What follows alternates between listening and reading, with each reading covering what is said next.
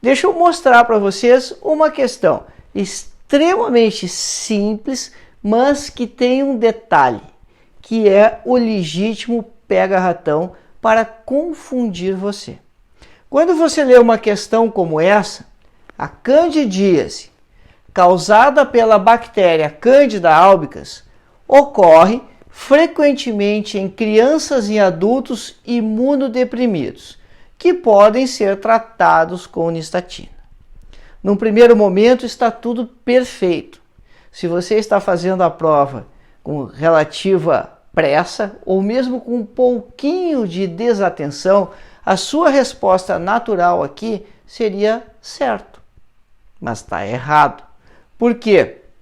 Olha só, começa definindo qual é a patologia. E a patologia é a candidíase, alguns autores chamam isso de candidose.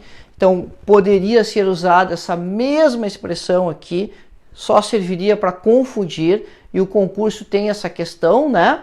O concurso ele serve para eliminar as outras pessoas, para que se fique com um número restrito de concorrentes presentes.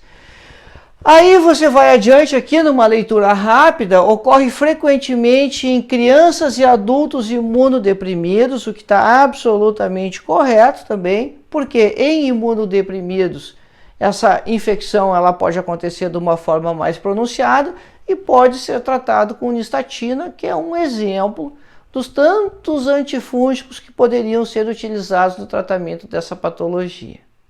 Onde está o erro?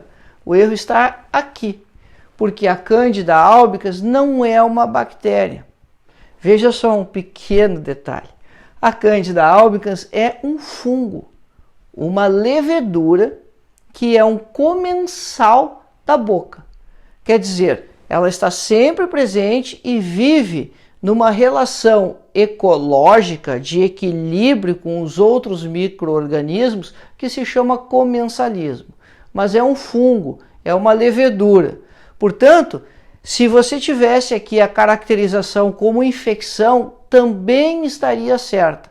Mas uma infecção fúngica, uma infecção micótica. Então, uma leitura atenciosa, cuidado nos detalhes, e aqui o erro está em chamar a Cândida de bactéria, quando na verdade a Cândida é um fungo, é uma levedura. Muito bem.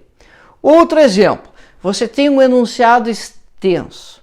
Quando você tem enunciados extensos, você precisa dissecar esse enunciado e separar ali o que é informação relevante para você responder a pergunta e o que está ali de forma desnecessária, só para confundir você ou só para tornar esse processo mais trabalhoso e mais cansativo ainda, que pode ser um outro viés do concurso, exigir que você faça uma maratona com questões extensas, com questões que vão te cansando, e aqueles que estiverem melhor treinados para responder esse tipo de questão acabam sendo aqueles que têm as melhores notas, o que não necessariamente reflete o conhecimento seu.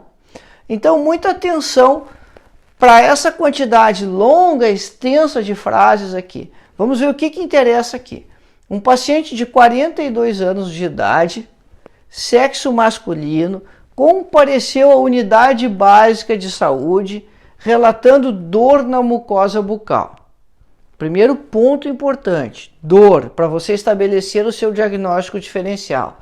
Questões de sexo, idade, isso são relativos. Talvez isso sejam informações que vão te ajudar muito pouco nesse processo. Mas presta atenção na questão da dor. Ao exame clínico, vê que não tem nada da anamnese aqui a não ser a dor. Observaram-se áreas com ulcerações distribuídas na mucosa jugal. Então isso sugere lesões extensas, múltiplas, porque diz áreas. Numa manobra semiotécnica, e aqui é o detalhe importante, porque aqui sim está entrando a questão de você ter ou não o conhecimento para fazer essa resposta de forma adequada. Porque se você conhece essa manobra semiotécnica, certamente você já sabe a resposta. Senão, você pode ter problemas para chegar numa conclusão.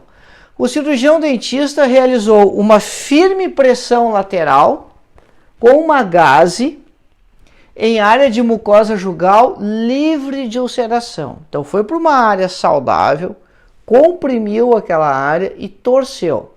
Podia ser com um dedo enluvado, poderia ser com uma borracha qualquer, com um dique de borracha, enfim, algo que ele pudesse pressionar e fazer essa rotação ou tração. Ao procedimento, observou a formação de uma bolha. Só tem uma lesão que acontece isso. Se você sabe qual é a única lesão que acontece isso, você tem a resposta pronta. Caso contrário, sim, você terá problemas para responder, porque todas as outras informações não permitem que você faça a exclusão claramente das alternativas. Então veja bem, diante dos achados clínicos, assinale a alternativa que indica a mais provável doença que o paciente apresenta.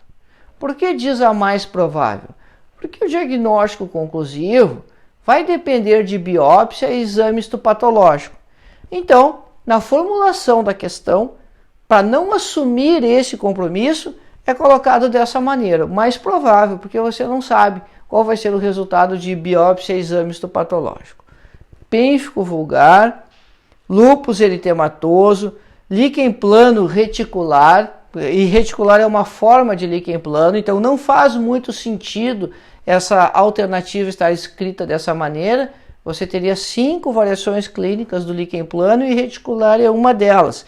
Mas, se você considerar a etiopatogenia das doenças, não faz sentido você colocar aqui a alternativa de uma de suas manifestações clínicas. Talvez isso aqui só sirva para estimular você a marcar essa alternativa. Epidermólise bolhosa e a doença de BC. Todas as alterações autoimunes, a doença de BC tem aftas como manifestação, mas a única capaz de você induzir uma lesão com essa compressão é o pênfigo vulgar.